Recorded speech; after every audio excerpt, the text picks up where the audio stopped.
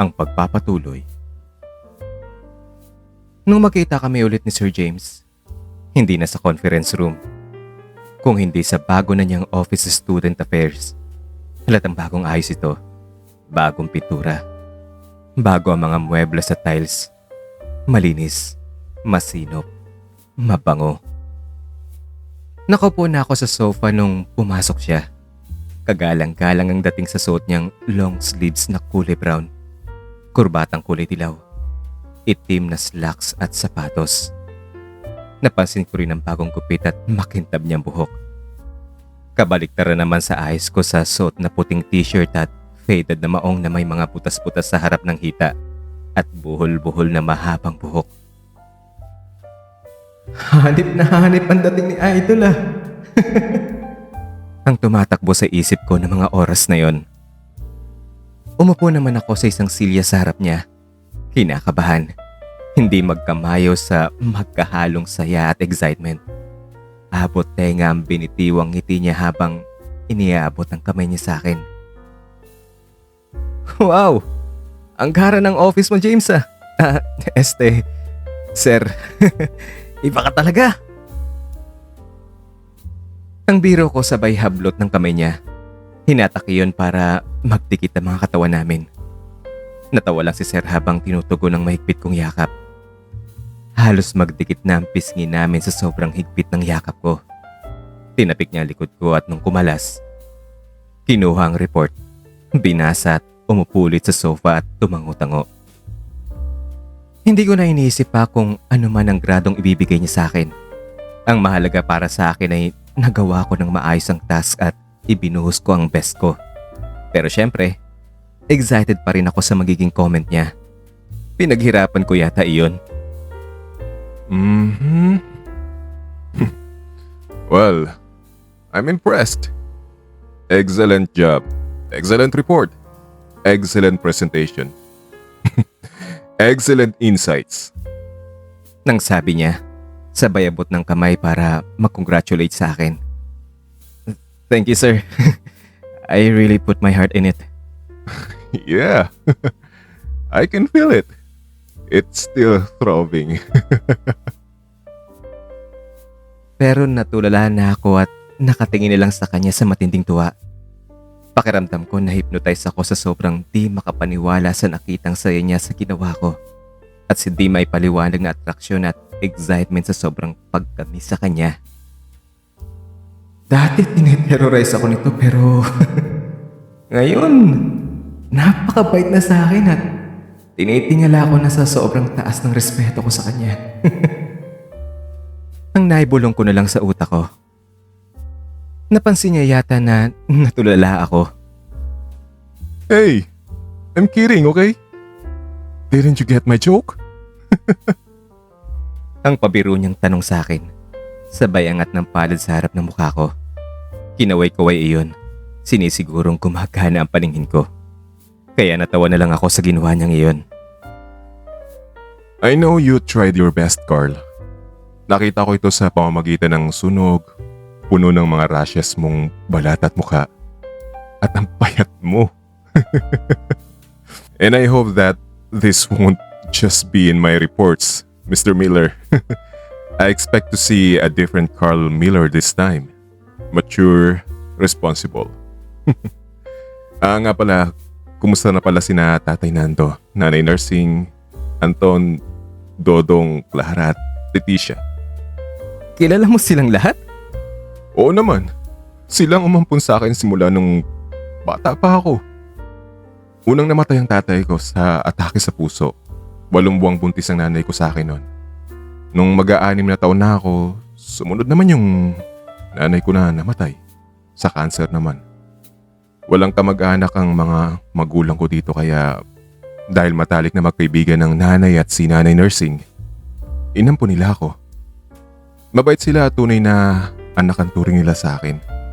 Kaya ngayon nagtatrabaho na ako, sumusuporta na rin ako kahit papano sa pagpapaaral kay Marites. Iyan ang kwento ng buhay ko. Lumaki ako sa hirap at sa pagbabanat ng buto. Kaya nung malaman ko na anak mayaman ka, spoiled brat, and that, Na-challenge ako na ipakita sa iyo ang ibang mukha ng buhay na naranasan ko. Na nararanasan ng marami. Para mamulat ka sa kahalagahan ng kung ano man ang meron ka na sa iba ay napakahirap na makuha. Na napakaswerte mo sa buhay na dapat mong i-value ito. Na magpasalamat ka at gumawa ng kabutihan. At kung naghirap ka sa 2 buwan na pananatili mo ka na Tatay Nando, ako, halos buong buhay ko yun. Iyan ang mundong kinagisnan ko. Ang tindi din pala talaga ng naranasan mo, no? Oo. At laking pasasalamat ko na sa ganong klaseng buhay ako namulat. Kaya dahil doon, naging matatag ang pagkatao ko. Ang paninindigan, ang karanasan. At higit sa lahat sa kanila ko natutunan ng pagpapakumbaba. Ang humarap ng patas sa pagsuong sa mga hamon ng buhay. Ang sipag at tiyaga. Ang pagpapahalaga sa trabaho at sakripisyo para makamit ang minimithi mo. Lahat ng yan utang ko sa kanila. Kaya hindi ako takot sa kahit anumang mga pagsubok. Alam ko na sa kahit saan ako itapon ay mabubuhay ako kasi sanay ako. Kaya pala ang galing mo, James. Kaya idol talaga kita, sobra. Kahit nga noon pa mang pinag-iinitan mo ko. Ang totoo niyan, idol na talaga kita. Well, nainis lang ako sa noon dahil hindi mo ako pinapansin eh. Sobrang pansin nga kita kaya kita dinidikdik. Kumbaga parang isa kang mamahaling bato na kailangang pakinisin at pakintabin para lumabas ang totoong kinang. Ang buong kinang. Wow naman ah. Ang lalim nun. Mamahalin ba to pa talaga ah? Ganyan ako ka-special sa'yo? Dahil gusto ko magbago ang baluktot mong pananaw at nang sa ganun, pwede na akong makipagbanding sa'yo. Ah, hindi mo kaagad sinabi. E di sana, hindi ka na nahihirapan. At least, naranasan mong matulog sa papag na kawayan, kung papaano makagat ng ahas at putakte. Ang pagsisipsipin ng mga lamok at lintaan dugo mo. Ang umakyat sa puno ng niyog. Ang gumamit ng itaka at lagari. At ang mag-araro. Higit sa lahat kung paano kumain ng tipaklong at malasahan ng naiibang sarap nun.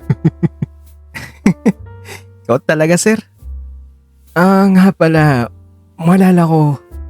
Ba't di man lang nabanggit ni na Tatay Nando na dun ka pala lumaki sa kanila? Well, syempre, ipinaliwanag ko sa kanila iyon. Alam nila ang buhay mo, sinabi ko na, at ang kahalagahan ng pagsubok na iyon para sa'yo. Alam ko, naawa sila sa'yo. Pero alam din nila na hindi ka matututo kapag ang turing nila sa'yo ay bilang isang bisita. Kaya, pinabayaan ka nilang makihati sa mga trabaho. Ikaw ah, naisahan mo na naman ako dun, James. Ang dami mo talagang pakulo. Iba ka talaga, idol. So, ang ibig bang sabihin yan, flat 1 na ba ang grade ko sa'yo, ha? Well, hindi malayo, Carl. Hindi malayo yun. Pagpatuloy mo lang yan. At nakamit ko nga ang gradong flat 1 sa subject ni Sir James. Kagaya ng ipinangako ko sa sarili ko, ibinuhos ko ang lahat ng pagsisikap at talento sa pag-aaral. Siyempre, inspired. At para mapalapit na rin kay Sir James na Dean ng Student Affairs. Sumali at naging active ako sa iba't ibang college clubs. At ang pinakamalaking karangalan na nakamit ko sa taon na iyon ay nang ibinoto ako ng mga estudyante bilang presidente ng Student Council. Sa buong taon, naging consistent number 1 din ang pangalan ko sa honors list. Kung dati ang bakanting oras ko ay iginugugol sa barkada, bisyo at lumalabas halos gabi-gabi at umiinom. Sa mga panahon na iyon, mga gawain sa school at pagpaplano ng mga projects ang pinagkakaabalahan ko. Pati ang mga bisyo ay tuluyang tinalikuran ko na rin. Na mga ang lahat sa pinamalas kong pagbabago. Naging matindi din ang team up namin ni Sir James. Siya bilang head ng student affairs at ako bilang student leader. Naging mas involved at partisipatibang mga estudyante sa mga activities at issues. At impress ang mga administrasyon ng eskwelahan sa daming projects na nagawa namin sa school. At lalo pa akong ginanaan sa mga ginagawa dahil sa mga gandang feedback at commendation na natatanggap ko. At sa mga kapwa estudyante ko, ako ay hinahangaan at iniidolo ng marami. Okay na sana ang lahat, pero may isa akong issue na pinakatago-tago at hindi malutas-lutas o mabigyang lunas. Ang naramdaman ko para kay Sir. Hindi ko alam kung kaawaan o sisisihin ang sarili. Simula nung mabago niya ang paningin ko sa buhay, humanga na ako ng sobra sa kanya. Hanggang sa puntong hindi ko na siya maiwaglit sa isipan ko. Gabi-gabi o sa panahong ako'y nag-iisa, siya palagi ang laman ng utak ko. At ang nagpapatuliro sa akin ay ang katanungang, bakit ko naramdaman sa kanya ang isang bagay na dapat ay nararamdaman ko lamang sa isang babae? Maraming katanungan ang sumisiksik sa isipan ko. Bakit si Sir James pa? Kontento na lang ba ako sa ganito? Na itatago ang tunay na naramdaman ko? Pipigilan ang sarili? Paano naman ang kaligayahan ko? Kailangan ko ba talagang magsakripisyo para maiwasan ang maaaring mangyaring gusot? Madamay si Sir at masira ang lahat ng mga magagandang gawain at simula ay naming dalawa sa eskwelahan. Pero paano kung may nararamdaman din si Sir para sa akin at hindi ako gumawa ng hakbang? At kung halimbawang gagawa man ako ng hakbang at masawi, di kaya lalo akong masaktan at tuluyang masirang tiwala niya at ng mga tao sa akin? Oo, nakikita ng mga tao ang ngiti ko sa mga achievements na nakamit at sa mga pakikisama ko sa kanila. Pero ang hindi nila nakikita ay ang hinagpis at sigaw ng puso ko. Tuliro, magkahalong habag at galit sa sarili. Hindi ko mawari ang tunay na nararamdaman ko. Naaminin ko masakit. At sa sobrang sakit na sa mga pagkakataong kaming dalawa lang ni Sir magkasama, nagtatawanan o nagkikwentuhan ng kung ano-anong bagay. Pero ang kalooban ay sumisigaw na sana ay mayakap ko siya ng mahigpit o kaya ay maibulong man lang sa kanya ang nararamdaman ko. Kung minsan nga, nakikita ko na lang ang sariling tulala.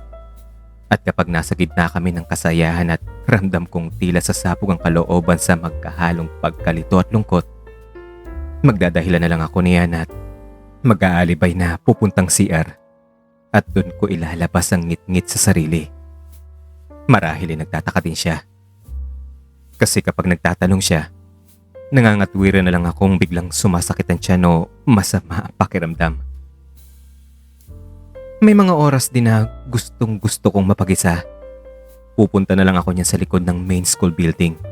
Upo sa ilalim ng malaking puno at doon magmumuni-muni na parang nawawala sa tamang pag-iisip. Nasa akin na sana halos ang lahat. Hinahangaan, iniidolo ng marami, sinasamba ng mga kababaihan. Pero heto ako, isang lalaki din pala ang magpapatibok ng puso ko. Mabuti pa nga yung iba dyan, kahit hindi kagwapuhan pero malaya nilang maipapahayag ang kanilang damdamin. Ganyan talaga siguro. Minsan, masakit maglaro ang tadhana. Lalo na kapag in love ka at may malaking balakid. Nakababaliw. Hanggang kailan ko kaya kayang magkunwari at magtiis pa? Marahil ay napansin din ng kaibigan kong si Ricky na meron akong itinatago kaya't palagi niya akong niyayakag na lumabas. Pero hindi ko pinapaunlakan ang mga imbitasyon niya. Hanggang sa huling araw ng second semester na iyon nung parang sasabog ng dibdib ko. Nasumpungan ko na lang na sumama sa kanya. Nagbar kami. Umorder ng beer. Medyo tinatamaan ako nung magbukas si Ricky ng topic. Alam mo tol, buti naman at pinagbigyan mo ako ngayon. Ang tagal na rin nating hindi nakakapag-banding eh. Sa totoo lang na-miss ko yung ganito, kasama ka. Oo nga eh, nako din. Uy, pasensya ka na. Gusto ko sana may maximize ang time ko sa mga projects, alam mo na. Naintindihan ko naman yun, tol. Pero mag-enjoy ka naman paminsan-minsan. Remember, all work and no play makes Carl a dull boy. Oy, bata pa tayo. I-enjoy natin ang buhay natin. Ano ka ba? Chill ka lang. Nag-enjoy din naman ako sa work ko eh. Yang kaso... Oh, kaso ano? Tuloy mo na yung sinasabi mo. Ano ba yun? Oh, come on, Carl. Huwag ka magkunwari, tol. Ano? Umamin ka! In love ka, no? Uy, sino yan? Sino ang maswerteng babae na yan, ha? Oh, sabihin mo na sa akin. Ako lang to. Iyan na nga ang problema, tol eh. Kotsa naman, tolo. Akala ko ba di ka na problema sa babae? Sa kanta lalaki mong yan, matalino, mayaman, campus idol, kilabot ng mga chicks, ng mga kolehiyala, ng mga guro, ng mga madre, at kung sino-sino pa. Eh ano pang pinoproblem? Lalaki siya, tol. Tila naman nalaglag si Ricky sa inupuan na sa di inaasahang marinig sa akin. Lumaki ang mga mata niya. What? Ay, teka nga. Tama ba ang narinig ko, ha? Totoo ba yung sinabi mo, tol, o nag-hallucinate lang ako?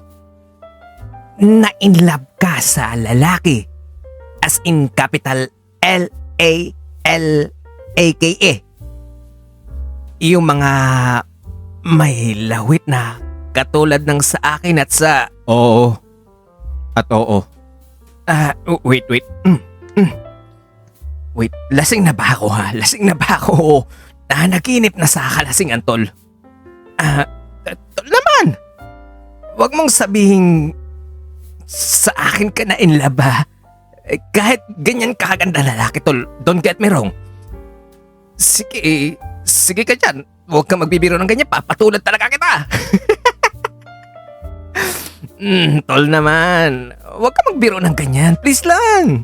Tol, seryoso nga ako. Seryoso talaga? Okay, fine. Pero bigyan mo naman ako ng panahon mag-isip. Please, bago kita sagutin naman, ano akala mo sa akin? Ganon-ganon lang, cheap. Tarantado. Hindi sa'yo. Eh, kanino? At bakit? Ano ba itong nangyayari sa'yo, tol? Visit ka talaga. Sa dinami-dami ng babae nagkandara pa sa'yo. Yung iba nga halos lumuhod na at magmakaawa sa'yo tapos, ayan, sa lalaki pa talaga na in love. Proha ka talaga. Bago ko sagutin yung tanong mong yan, mag-promise ka muna. Una, huwag kang mabibigla kung kanino at pangalawa. Ipangako mo, sa atin-atin lang to. Ano, may papromise mo ba yan sa akin? Eh, nabigla na nga ako eh. Inayupa ka talaga. Ikaw ganyan ka pala. Buti na lang talaga hindi mo ako napagtripan. Hindi mo ako pinagdasaan. Ang pinakaingat-ingatan kong puri. Ganun. At sige na. I promise. Sa atin-atin lang to. Sira ulo ko talaga. Aray ko naman, ka na mamatok dyan. Eh bakit ka ba umiiyak dyan? Sira ulo ko talaga. Sige ka. Kapag nawalan ako ng gana, hindi ko na sasabihin sa'yo at iwanan na lang kita dito. Bahala ka dyan. Ikaw pa magbabayad ng lahat ng mga in-order natin yan. Ano? Sorry na, tol. Hindi ko kasi alam kung nagbibiro ka lang ba o talagang seryoso ka. Hindi ko alam kung paniniwalaan ko mga sinasabi mo o kung ano pa man. Hindi ka naman lasing. Hindi ka naman siguro, hindi ka naman siguro hindi ka naman siguro adik. O nakasingot ng katol. Ano tol, seryoso ko ba talaga dyan? Seryoso nga ako, ano ka ba? Eh kung ikaw nga nahilito sa sinabi ko ako pa kaya. Sa totoo lang tol, nahihirapan na talaga ako, sobra. Hindi mo ba kayang kontrolin yan? O kaya, ibali mo na lang sa akin. Oy, joke lang pare, peace tayo dyan. Pinapatawa lang naman kita, kao kasi masyado kang seryoso eh. Kung pwede nga lang eh. Ang kaso, ewan ko. Mababaliw na yata talaga ako nito eh. Eh di sabihin mo sa kanya. Kung makapagsalita ka naman yan, parang ganun kasimple yun. Alam mo tol, sa akin lang Pag may gusto kang isang tao, bagay at dumating ang pagkakataon na pwedeng sunggaban yun, sunggaban mo na.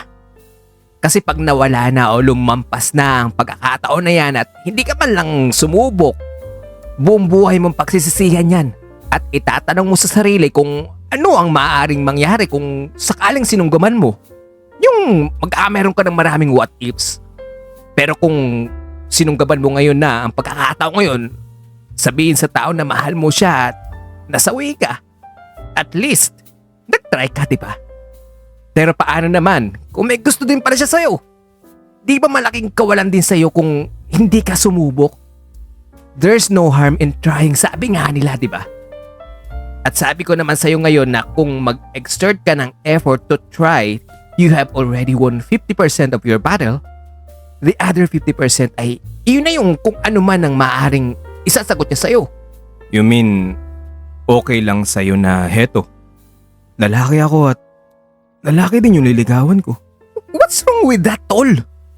As long as masaya ka, masaya siya, at wala namang kayong inaagrabyado o sinasaktang tao, it doesn't matter. Pero syempre, there is a price to pay, sabi nga nila. Lalo na sa pag-ibig. Are you willing to give up something? Halimbawa, can you stand kung biglang may mga magagalit sa'yo o kaya mag-iiba ang tingin sa'yo ng mga tao, kapwa mo, estudyante, ganun. Can you accept it if you got suspended or kicked out from the very school which you have learned to love? Can you take it if your mom gets furious with what you have decided to do with your life? Mukhang may punto nga si Ricky. Salamat tol ah. Kahit pa paano, nagkameron akong insight galing sa'yo. Naku ba naman tol, all the time. At kahit ano pa man ang gagawin mo, hindi mawawala ang respeto ko at saludo pa rin ako sa'yo. Manindigan ka lang. Dito lang ako sa tabi mo, so suporta ako palagi sa'yo.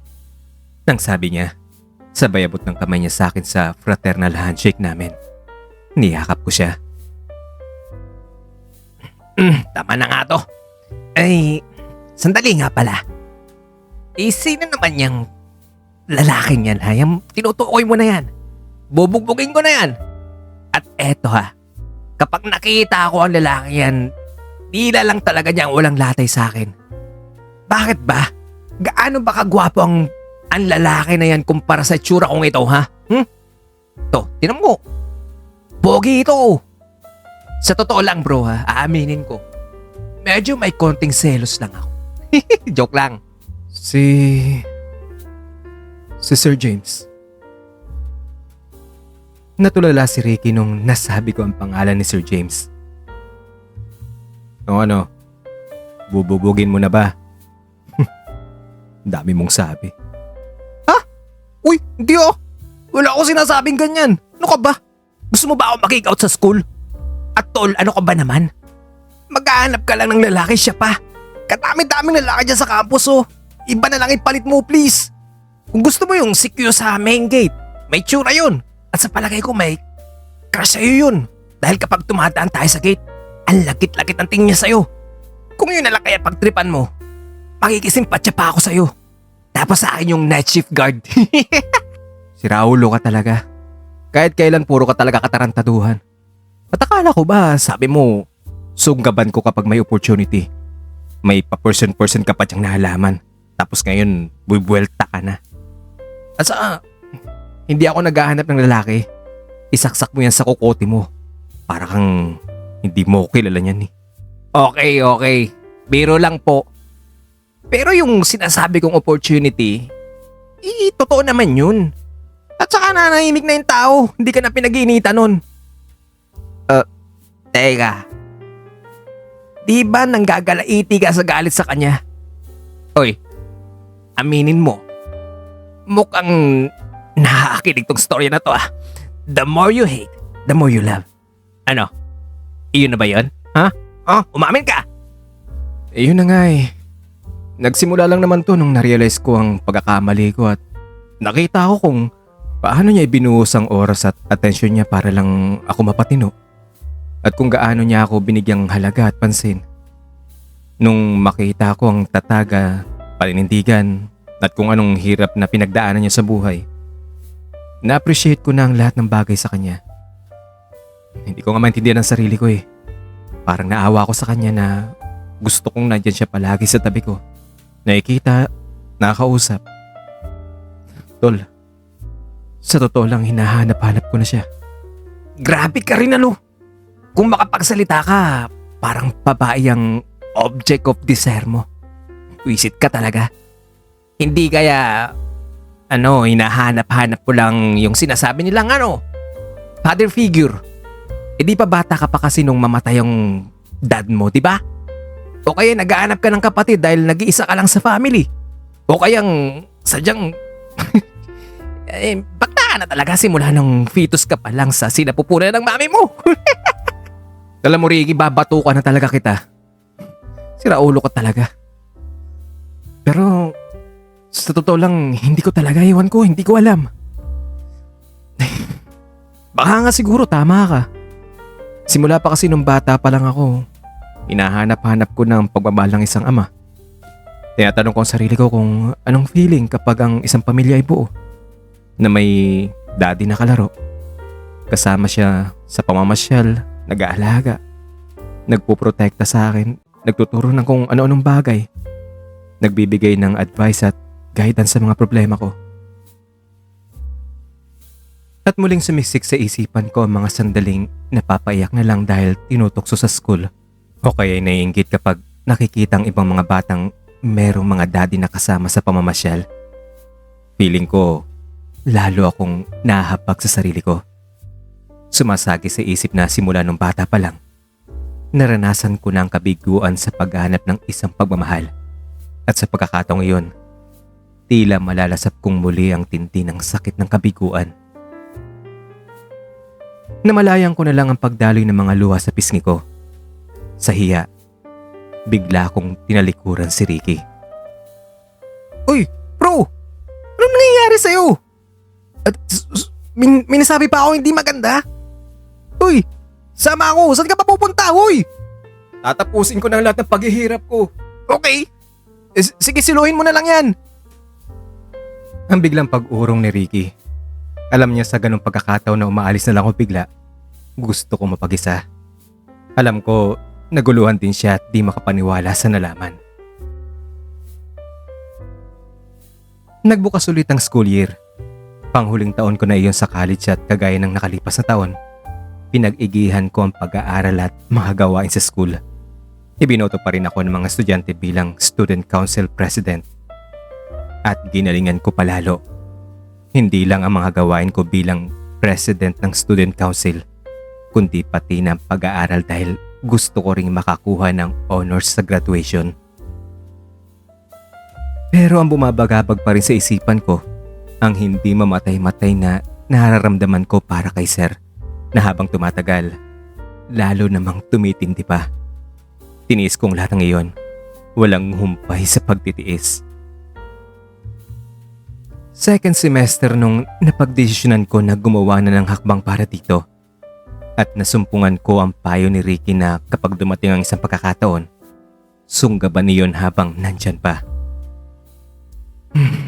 Malapit na kami maghiwalay ni Sir James.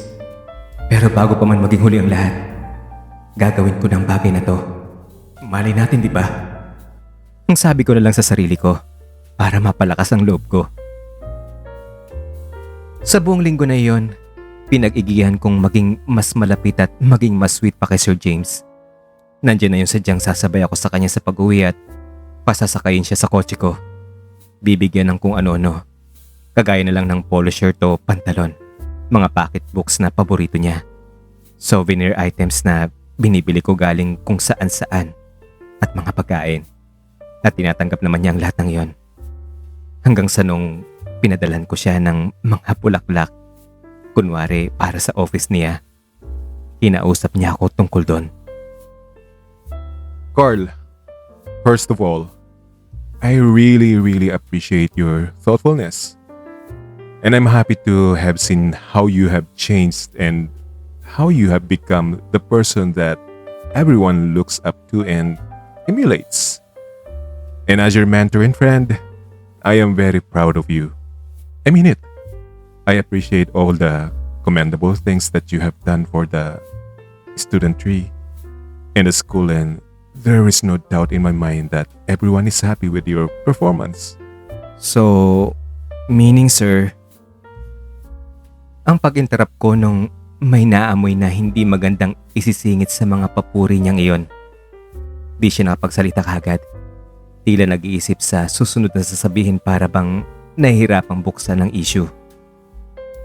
I have just observed that our closeness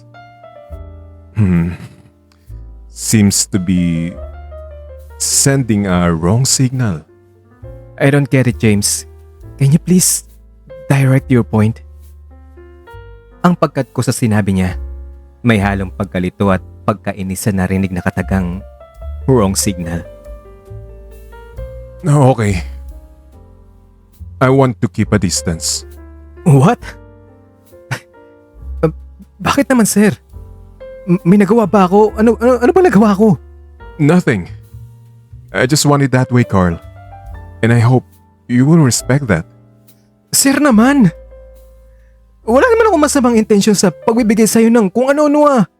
Are you sure, Carl? Sabay tayo at talikod niya. Binuksan ang pinto at isinarang hindi man lang lumilingon sa akin. Para naman akong sinuntok sa mukha sa malaman at matalinghagang sagot niyang iyon. Mukhang natunugan niya ang plano ko ah. Ang sigaw ng utak kong natuturete. Sir naman! Huwag naman ganyan! Ano bang ginawa kong masama ha? Sabihin mo nga sa akin, ano bang ginawa ko? Ang pahabol kong sigaw. Pero hindi na niya ako narinig pa. Simula nga nun, iniwasan na ako ni Sir James. Hindi na siya sumasakay sa kotse ko kapag niyayaya ko siya. At kapag may binibigay ako sa kanya, ipinapabalik din niya ito. Kung pupunta naman ako sa office niya para i-refer ang mga proposals ko sa kanya, iba na ang pakikitungo niya. Kumbaga, purely official business na lang. Hindi na siya nakikipag-usap tungkol sa mga personal na bagay. Sobrang nasaktan talaga ako sa nakikitang pagbabago niya. Kaya isang araw, naisipan kong gumawa ng sulat at inilagay iyon sa ibabaw ng tray niya. Dear Sir James, I'm so sorry if I may have bothered you with this letter. But I have no other recourse than to put my thoughts in writing. For the past few days, I have observed that you have changed, and you are not anymore the professor I used to know. The friend who was so accommodating, so thoughtful, and so open with everything. The friend who pays attention even to the senseless things that I say, laughs at my corny jokes, and takes a little of food that I'm about to put into my mouth. You have no idea how this abrupt change has affected me and turned me crazy. Certainly, there must be a reason that I deserve to know, and for which you owe me. Tonight, I will be coming to your flat. I beg you to please allow me. I need to know what's going on. Carl Miller. Alas 8 ng gabi nung dumating ako sa lugar niya. Bagong paligo. Nilinis at siniguradong mabango ang lahat ng parte ng katawan. Suot-suot ang bagong t-shirt at maong. Nakatayo ako sa harap ng gate. Siyempre, iba yung kaba ang naramdaman kung tatanggapin ba niya ang pakiusap ko o pagtataguan na lang ba. Naalala ko nung una kong pagpunta doon. Halos walang pagbabago ang kabuang anyo ng harap ng flat ni Sir. Nandun pa rin ang matitingkad na pulang bougainvilleas na walang humpay sa pumumulaklak at nagsilbing arko at lilim ng gate. Ang kulay puting pintura ng mga metal grills at ang sementadong upuan sa gilid niyon. Deja vu. Nasambit ko na lang sa sarili ko at pinakawala ng isang malalim na buntong hininga. Hawak-hawak ng kabilang kamay ang isang supot ng puno ng sitsirya at bote ng imported na alak. Kumatok ako, pero walang sumagot. Nakailang beses din akong kumakatok. Akala ko talaga Hindi na ako ulit makakapasok pa sa kwarto na iyon nung biglang bumukas ang pintuan. Si Sir James, naka-shorts at t-shirt lang at halatang bagong paligo. Ramdam ko ang paglundag sa tuwa ng puso ko sa di inaasahang pagbukas niya ng pinto at sa nakita kong anyo niya. Bakat na bakat sa suot niyang matipunong katawan at ganda na ipinamalas ng ngiti. Hi James. Ang nasambit ko na lamang.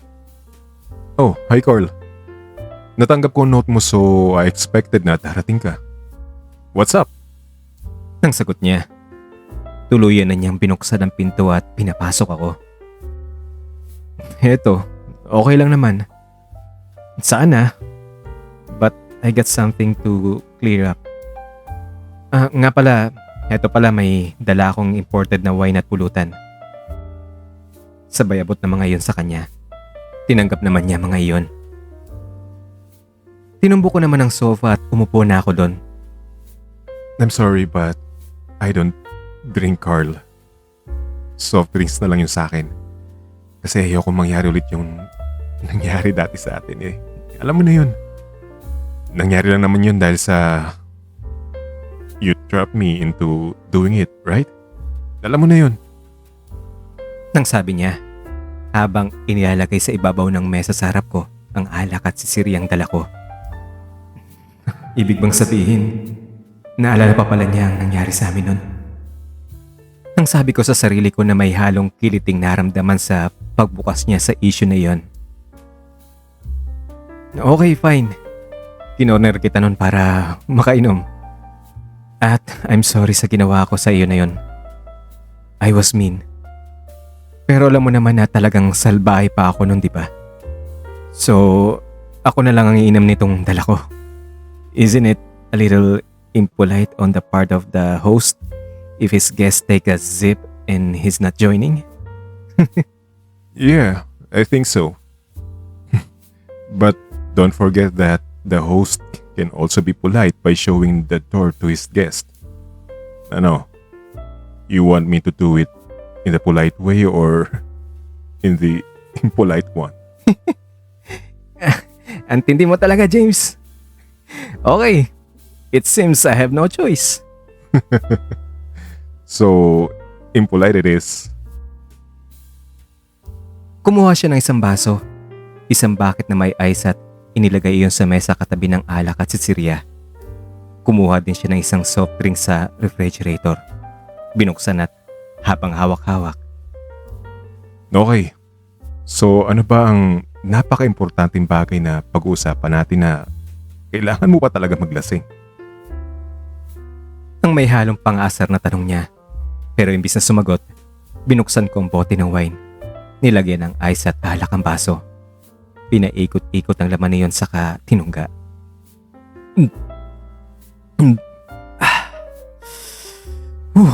Ang sarap talaga uminom, James. Ano, hindi ka ba naiinggit sa akin? Sabay lagay ulit ng wine sa baso at ulit. Tinungga iyon. Hey, don't beat around the bush, Carl. I don't have a day. Wait lang, James. Sandali lang ha. Huwag ka masyadong atat yan. Wait lang. Natulit. Tumungga ako at tumungga pa. Kitang-kita ko sa mukha ni James ang pagkainis. Naramdaman kong umiikot ng paligid ko nung nagsalita na ako. Pwede ba, James? Umupo ka sa tabi ko? Please? Gusto kong matawa sa request na iyon. Lumakas ang loob ng dibdib ko at nakiliti sa naglalarong di maganda sa isipan ko. Pinaunlakan naman ako ni Sir sa pakisuyo ko. Kalmante siyang umupo sa tabi ko. Malapit pero may kaunting gap pa rin naman. Okay, para lang matapos na to. Now, go ahead, Carl.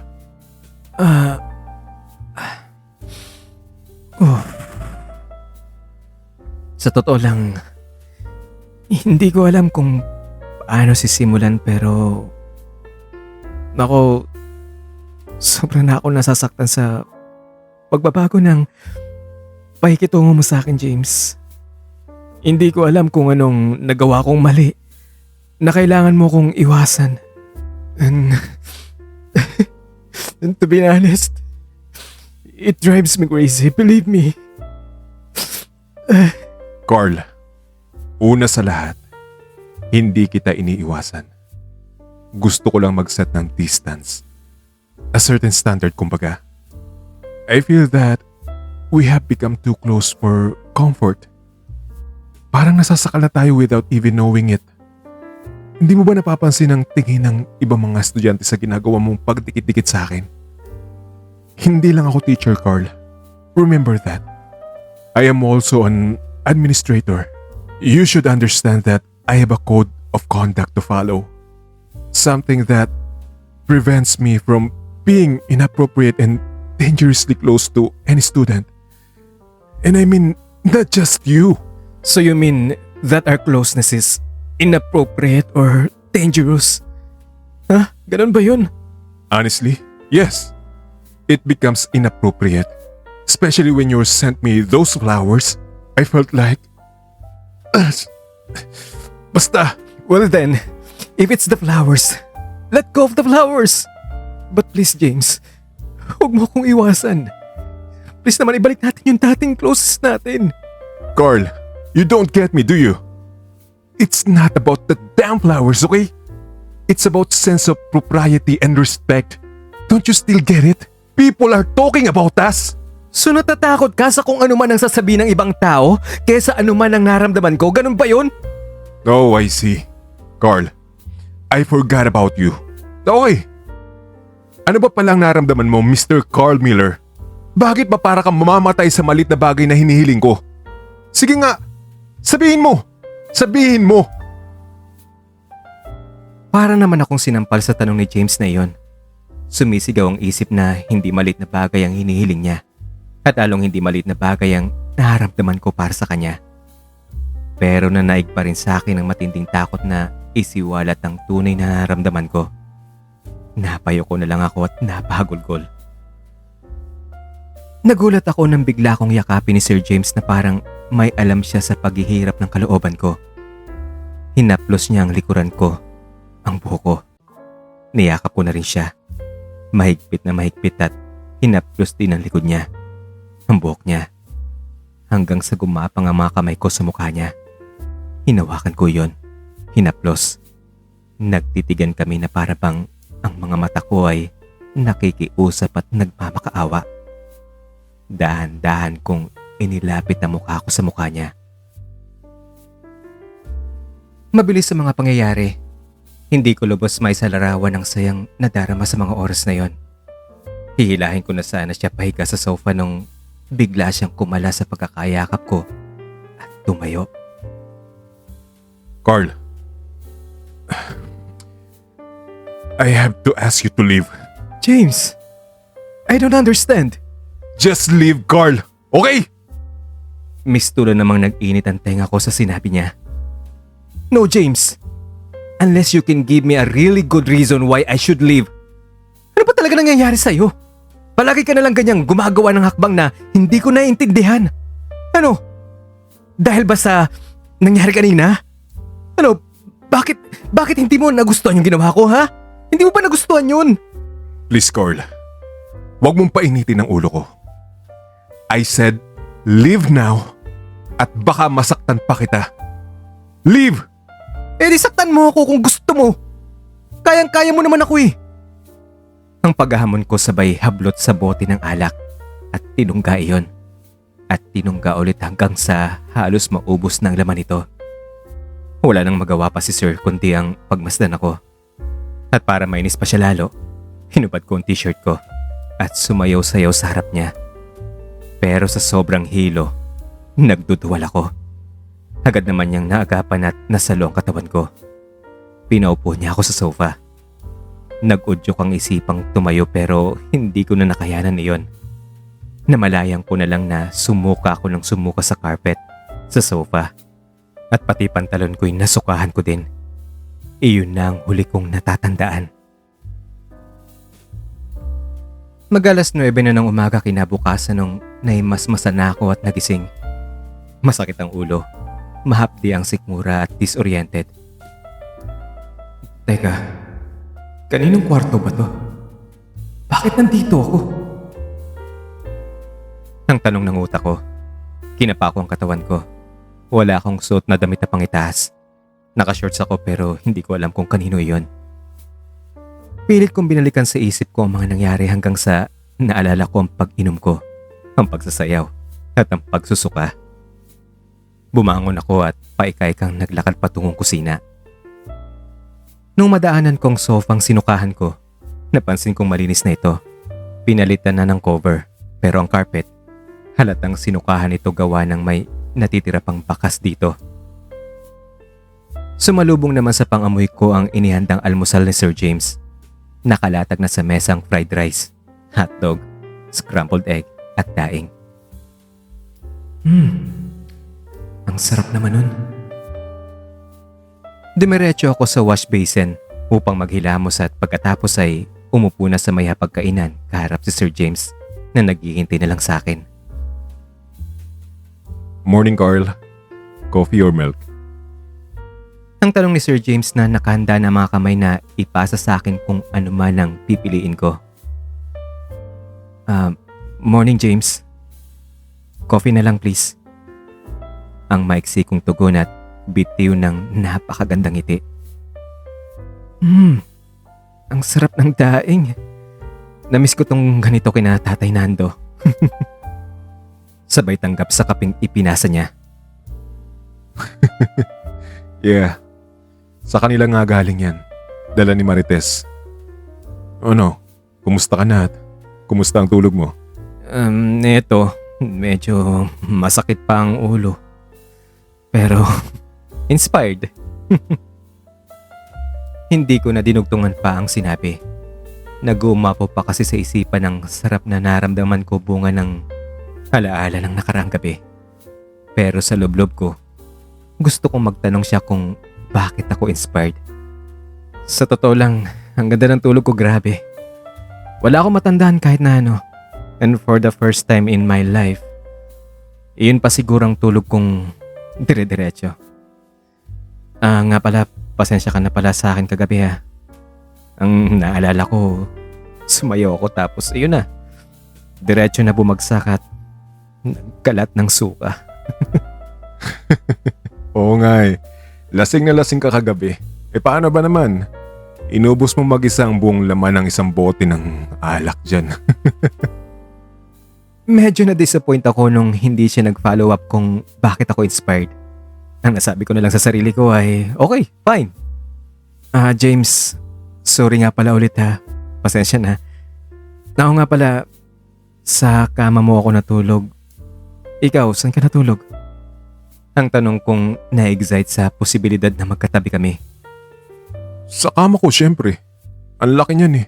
Kahit isang buong pamilya pang hihiga dyan, walang problema, kasyang-kasya dyan. Talaga? What do you mean talaga? I mean, talagang dyan tayong dalawa natulog magkatabi? Oo, nagtabi tayo. Bakit, may problema ba doon? Wala naman. Yung pagpalit ng shorts ko, paano mo ginawa yun? Alam mo, nakakatawa yung mga tanong mong yan. Dede syempre ako, sino pa ba? Dalawa lang tayo dito. Hinubad ko yung jeans mo. Pinunasan ko pa mga buong katawan mo ng hot towel dahil para kahit papaano, makakatulong yun para mawala yung pagkalasing mo. Talaga? Ginawa mo yun? Naku, nakakaya naman. Uy, edi, naka-andis lang ako nung pinunasan mo ko. Oh yeah. Tumango-tango siya. Nakakonsentrate lang sa pagkain. Naku, nakakaya talaga. Yung ano ko, hindi naman ba nagwala? What do you mean, ano? Ano ba yung tinutukoy mo? Kunwari pa to. Alam naman yung tinutukoy ko. Alam mo na yun. Basta. Alam mo na yung tinutukoy ko. Gets. Hindi ko naman matandaan. Wala naman akong mali siya dyan. Pareho naman tayong may ganyan. Bakit mo naman naisipang punasan ng katawan ko? Wala naman akong choice eh. Nandito ka sa poder ko. I have to do what is necessary. Kahit kanino gagawin ko yun. Pero so far, ikaw pa lang naman ang naglakas loob na uminom dito sa flat ko. Sukahan ng mga gamit ko at walang pakialam kung kaya pa ba ng katawan o hindi na. Ah, Teka nga, bakit ba ganyan ang linya ng mga tanong mo ha? wala lang. Nahiya lang kasi ako sa'yo. Baka isipin mo na bumalik na naman ang pagka-bad boy ko. Ano ka ba? Don't worry, I understand. Salamat, James. Ang bait mo talaga. Teka nga. Nung magkatabi tayo sa pagtulog, wala naman ba akong ginawa o ginalaw na something? Well, wala naman. Good boy ka. Ang kaso, nagsasalita ka habang natutulog. Talaga ba? May naintindihan ka ba sa mga sinasabi ko? Hindi masyado pero yung I love you lang. Sino ba yung love interest na yan ha?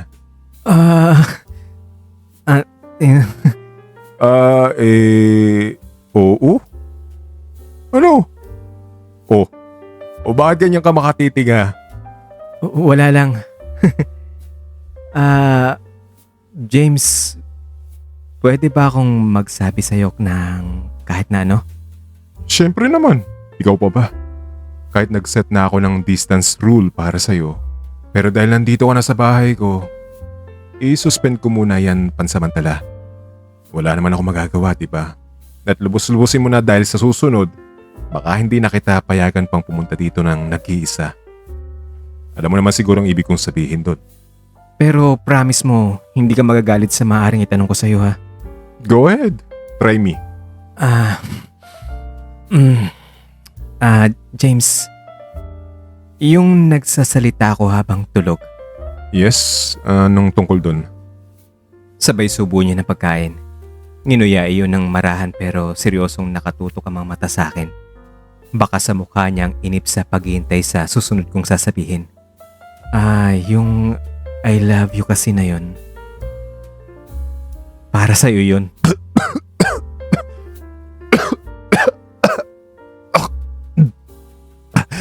Tubig.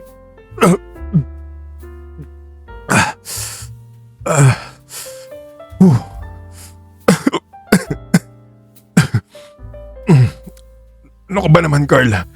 Huwag ka nga magbiro ng ganyan, okay? Totoo yun, James. Since last year ko pa nadarama yun sa'yo, ito, nung simulang magbati tayo at narealize ko ang lahat ng mga pagkakamali ko, tiniis ko lang, James. 1 taon akong nagtiis, kaso hindi ko na talaga makayanan eh. Kung napapansin mo minsan kapag nag-uusap tayo, malungkot ako. Ikaw palaging nasa isip ko nun, James. Maniwala ka, hindi ako gumagawa ng gimmick, hindi ako nagbibiro, hindi ako lasing o nag-take ng kung ano. Hindi ko nga maintindihan ang sarili ko kung bakit ako nagkakaganito eh. Totoo niya, litong-lito na talaga ako, James. Kaya, pasensya ka na sa nasabi kong to. Hindi ko na talaga kayang itago pa eh. Napailing si James, nag-isip. Di malaman kung natuwa o siseryosohin ang narinig. Tinitigan niya ako. Okay. Granting na maniwala ako sa sinabi mo. Okay, ano? Ano ngayon? Anong gusto mong mangyari? Iyon. Ang malaman mo kung anong naramdaman ko. At gusto ko ring malaman kung may nararamdaman ka sa puso mo para sa akin. Yun lang. Alam mo, Carl, hindi naman issue dito kung may naramdaman ako para sa'yo o wala. Ang issue dito ay kung tama ba o mali. Ako bilang guro at parte ng administrasyon ng eskwelahan at ikaw bilang estudyante. And in my prudent judgment, that is wrong, Carl. Na-disappoint ako sa sagot niya. Pero nangangatwiran pa rin ako.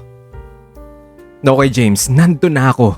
It's wrong, if you say so. Based on some code of conduct, whatever. But just this question. May naramdaman ka ba para sa akin? Sagutin mo ako. Sagutin mo ako, James. And look at me. Please. Himuko lang si James. Walang binitawang salita. Dahil doon, nagduda ako na meron din siyang naramdaman para sa akin. At sadyang itinatago lang niya yon dahil labag ito sa alituntunin ng katungkulan niya sa eskwelahan. At ito ang nagpalakas ng loob kong i-convince siya para pakawalan na yon. James, I don't believe in right or wrong sa pag-ibig. Ito'y walang code of conduct, walang rules. Kaya nga, hindi mo pwedeng husga ng pag-ibig kung tama o mali ito, di ba? Ito nga, hindi ko alam kung bakit bigla na lang akong nagkakaganito. Can you blame me? Can you say I'm stupid? Can you say God is stupid too because He gives me this feeling? But I feel it, James. I don't know why. But that's the truth and it hurts. It's killing me. I can't deny it. I can't ignore it. I can't suppress it. It's just came to me from nowhere. And that's it. I know, James, na sa ginagawa kong ito, there's a huge price to pay. But I'm willing to give up everything, James. Everything. Maipaglaban ko lang ang naramdaman kong ito para sa'yo. Hindi ko talaga alam, Carl, kung matatawa ako may inis. But okay, you are correct in saying that we can't judge feelings. And I agree with you in that respect. Can't say if it's right or wrong, or if it's good or bad. It's part of being human. But what you do about your feeling makes the difference. If you kill because of love, then that is wrong. If you shoot down a teacher just because you love him, that is selfishness. And it's not right. Is it, Carl? So you mean to say that you have feelings for me too, James, right? And the reason why you don't want to open it up is because you are bound by your stupid code of conduct, your rules, your professional etiquette, or morality standard, or whatever. Because if I shoot you down, as you said, I am selfish. And that is wrong. Am I right, James? Tell me, James. I think you're missing something, Carl. And I don't think that discussion is gonna end up somewhere. And I suggest we continue our breakfast and talk things over later, okay? No, yeah. Now I'm missing something, ha? Hindi naman ako nakikipag-discuss sana, James, eh. I just ask a simple question and all I need is simple yes or no. And just answer it. Do you love me too? And that's a simple question. Why is it so hard for you to answer that? Babalik na naman ba tayo dyan? I answered you already. And my answer was, and I will say it again, that is not the issue. Why is it so hard for you to understand? Okay, ganito na lang. Di ba in 2 weeks time may graduation na? The night before the graduation, I can invite you over. Bali treat ko na yan sa'yo because I know that you are a candidate for the top honors. After all, it's the end of the school year. And maybe, we can have a nice, cleaning bonding before you leave the college and the people you met here. What do you say? Kahit bitin pa ako sa walang kalatuloy-tuloy na sagot niya, pumayag na rin ako. At least, pumayag siya na maulit muli ang pagtagpo namin sa flat niya. Baka sa pagkakataong iyon, mapilitin na talaga siyang aminin na may naramdaman din siya para sa akin. O kaya'y ibigay na lang niya ng kusa. Okay. Do I have any choice? Ang sagot ko na lang sa tanong niya. Dumating ang taktang araw. Ang araw bago mag-graduation at kung saan makikita na naman kami ni Sir James sa flat niya. Di ko lubos maisalarawan ang tunay na naramdaman ko. Masaya dahil sa wakas, gagraduate na ako. At hindi lang basta gagraduate. May honors pang nakamit at malamang ay may mga leadership awards din. Pero sa kabila ng lahat, hindi ko maitatatwa ang lungkot na naramdaman ko. Masakit isipin na araw na lang ang bibilangin ko sa campus na iyon. Hindi pa ako handang baguhin ang mga routines na nakasanayan. Ang mawalay sa pananaw ang mga lugar na palaging pinupuntahan. Ang iwanan ng mundong naging bahagi na ng aking buhay. Sa likod ng utak ko ay sumisiksik din ang takot ng pagharap sa bukas. Ang pagtahak sa landas kung saan ay susuungin ng mga panibagong hamon. Pakiwari ko'y kulang pa ang kakayahang harapin ko ang mga ito. O baka nga lang siguro, dahil ayaw pa ng kalooban kong tanggapin ang pagbabago. ang mawalay sa mga taong natutunan ko ng mahalin sa 3 taon kong pag-aaral at sa pagsisikap sa lugar na iyon. Ang mga masasayang alaala, lalo ng taong siyang nagpabago ng pananaw ko sa buhay, iniidolo at minamahal. Sumiksik muli sa isipan ko ang mga nagdaang araw kung saan minaliit ko ang eskwelahang iyon, ang mga tao dito, ang galit ko kay Sir hanggang sa nabago niya ang pananaw ko at hindi na siya maiwawaksi pa sa isipan ko.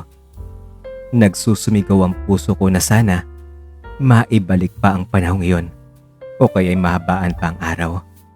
Pero wala na akong magagawa kundi hayaan ng masakit na katotohanan na sa mga susunod na mga araw, ibang mundo na ang tatahakin ko.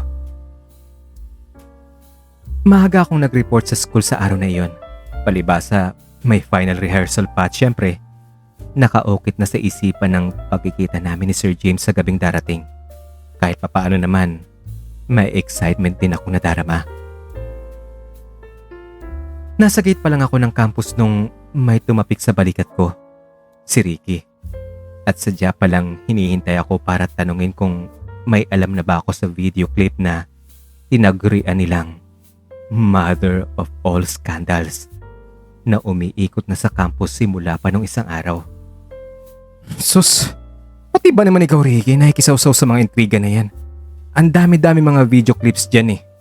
At napakadami rin ng mga skandal dito sa campus natin.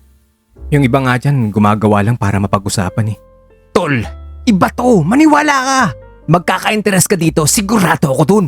At bakit mo naman nasabi yan, Aber? Eh dahil nga ang taong involved dito ay malapit sa puso mo.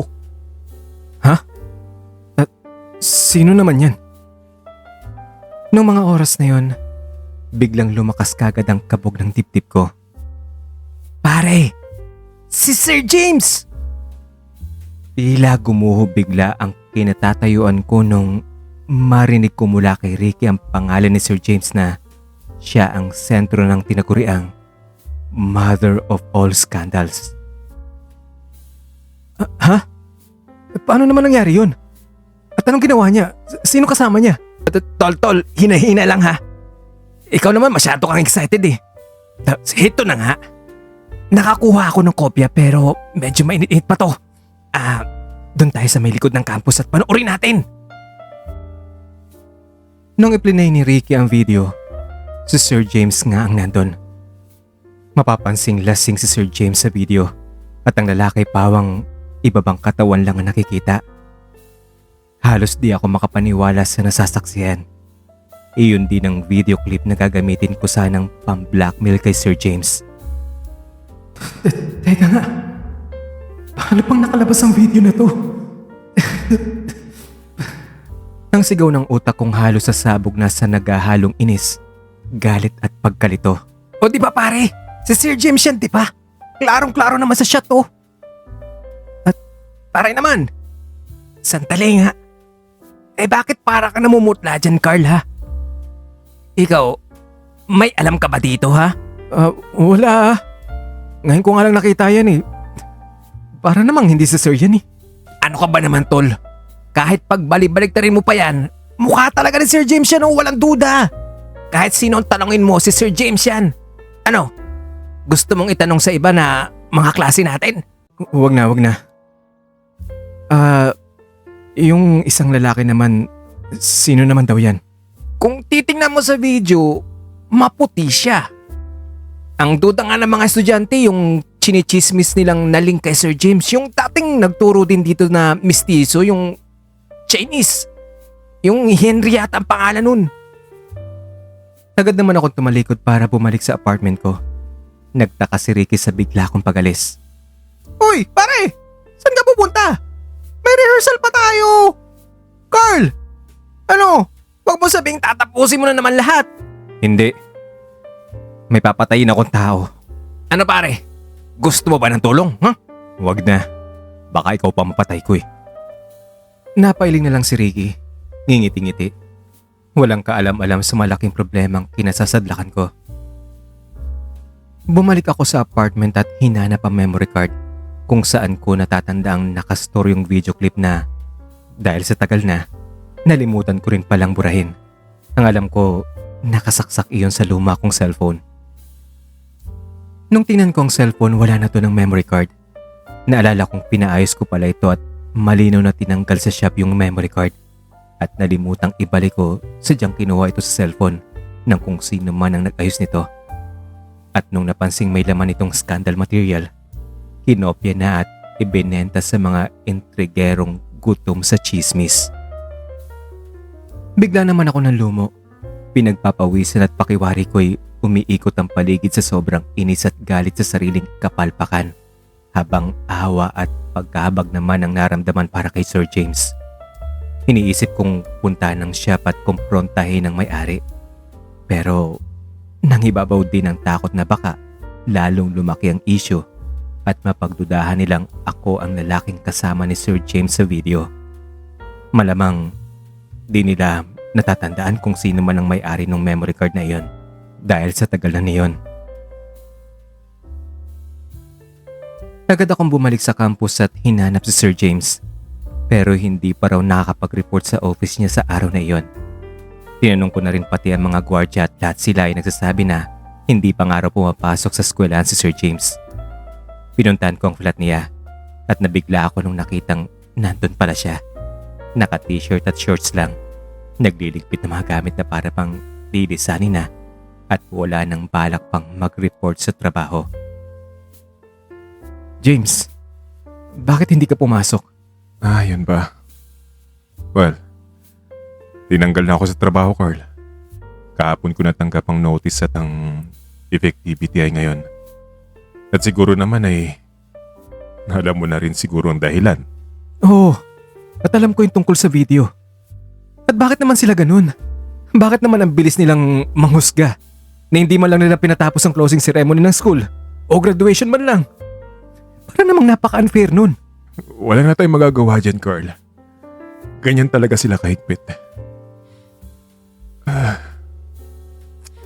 Pero sabi ko nga sa'yo okay lang. I have accepted it dahil sa totoo naman. Yesterday I was invited by the school director to her office and she asked me just one question. Whether it was me in the video or not. And you admitted it? Yes, Carl. Yes. Di ba walang due process ang dali ang pagtanggal nila sa'yo? Siguro mabuti na rin ang ganun, Carla. Prolonging the process could be tormenting. Investigation would be made and things could get out of hand. At pati ikaw matadamay. I believe that the management did a good job in addressing the case. They acted swiftly. I was spared from extreme embarrassment and the agony of facing a series of panel interrogation. And the school was spared too from being dragged down further into the mud. Kumbaga, they cut and cut it clean. Hindi ka man lang at least nag-explain ang side mo? What for? And besides, there's nothing to explain, Carl. I accepted responsibility and that's it. May ginawa o nagawa akong mali. Hindi ko itinatatwa yon and I acknowledge my mistakes. Masakit. Pero, you reap what you sow, diba? Nang sabi ng iba, it's karma. And I believed it. I deserve the punishment. At haharapin ko ang parusang na iyan ng buong tapang dahil it's what makes me a man. Dapat kong panindigan ang konsekwensya sa nagawa kong kamalian. Importante para sa akin yan. Kapag ang isang tao ay walang paninindigan o kaya ay tinatakbuhan ng responsibilidad sa mga maling nagawa, baliwala na rin ang pagkatao niya. Gaano man kahirap o kasakit ang parusa basta pinanindigan mo ang pagharap nito, buo pa rin ang pagkatao niya at hindi mawawala ang respeto niya sa sarili at ng ibang tao sa kanya. I know it hurts, of course. And it requires a great amount of courage and fortitude. Pero ganun talaga. Truth sometimes hurts. Magpakalalaki ka lang. And for me, I would rather look into the bright side. And it's the truth will set me free. At least nabayaran ko na ang pagkakasala ko at maluwag na ang kalooban ko. Kaya Carl, kagaya mo, isasara ko na rin ang kabanata ng buhay ko sa eskwelang ito. Babangong muli at bubuksan ang panibagong yugto ng hamon at pagsubok. Malalim ang mga katagang binitawan ni Sir James at ramdam ko rin ang iba pa niyang saloobin lalo na sa sinabi niyang panibagong hamon dahil sa nasa galong sitwasyon din ako at ganun ang nadarama. Ang kaibahan lang siguro sa akin ay ang haharapin ko ay panibagong pagsubok na puno ng pag-aalinlangan at takot. Lalo naman akong humanga sa ipinamalas na tapang ni Sir James at sa paninindigan niya. Ang pagdepensa at pagprotekta niya sa akin at ang positibo niyang pananaw sa kabila ng matinding dagok na kinakaharap niya. Napakabuti niya. Hanggang sa huli, kapakanan pa rin ng ibang iniisip. Naku kaya ko kayang pantayan ng paninindigan niya ang tanggapin ng pagkakamali at harapin ng kaakibat na parusa. Paano ko kaya mararamdaman ang sinabi niyang, "The truth will set you free"? Ito ang matinding mga katanungang nagpaantig ng puso at isipan ko. Hindi ko na magawa pang magsalita. Niyakap ko na mahigpit si Sir James at humagulgul sa balikat niya na parang bata. James, patawarin mo ako. Patawarin mo ako. Hindi ko alam kung paano ako makaganti sa kabutihan mo. Utang ko sa iyo ang lahat. Sa kabila ng mga kapalpakan ko, ito, na hindi ka man lang nagpakita ng galit sa akin at pagkus. Ikaw pa tong nagdurusa sa mga kasalanang nagawa ko, kaya patawarin mo. Patawarin mo ako. Shh. It's okay. Wala kang dapat ihingi ng tawad. Alam ko namang hindi mo sinasadyang ikalat yung video clip na yon. Kaya walang dahilan para magalit ako sa'yo. Don't cry over spilled milk. Wala na tayong magagawa sa mga nangyari na. Ang magandang gawin na lang natin is to learn from this experience. Ang mga kamalin at sakit na dulot niyon ay dapat kalimutan pero palaging tandaan ng mga naging leksyon nito sa buhay natin. Dahil dyan sa mga pagkakamali natin, dyan tayo natututo. Nagiging matatag. At maniwala ka, lahat ng mga pangyayari sa buhay ay may dahilan. Tinitigan ko si Sir James. Binitawan niyang isang ngiting animoy ng aamo at baka sa mukha niyang katatagan, paninindigan, katapangan at pag-asa. Go Carl. Hinihintay ka na sa rehearsal. Tomorrow is your big day. Enjoy it and make everyone proud of you. Kahit hindi ako makapunta, isipin mo na lang palagi na ang ginagawa ko ay para sa'yo. And I'm so proud of what you have achieved and made yourself. Huwag mo ako intindihin, okay? Maaaring naharap ako ngayon sa isang matinding pagsubok. Pero tatayo uli ako. Mas determinado, mas matatag, at mas handang humarap sa mga malalaki pang mga pagsubok. Kaya huwag ka na mag-alala sa akin, okay? Hinalikan ko ang pisngi ni Sir at dali-dali na akong bumalik sa school. Mabigat ang damdamin pero baon ng malalim na aral na natutunan ko mula sa kanya. Hindi na natuloy ang takda sana naming pagkikita ni Sir James sa gabing iyon. Pinayuhan niya ako na mas makabubuti iyon para huwag akong madamay at huwag nang lumala pang issue. Lalo na kapag may makakakita pa na pumunta ako sa flat niya.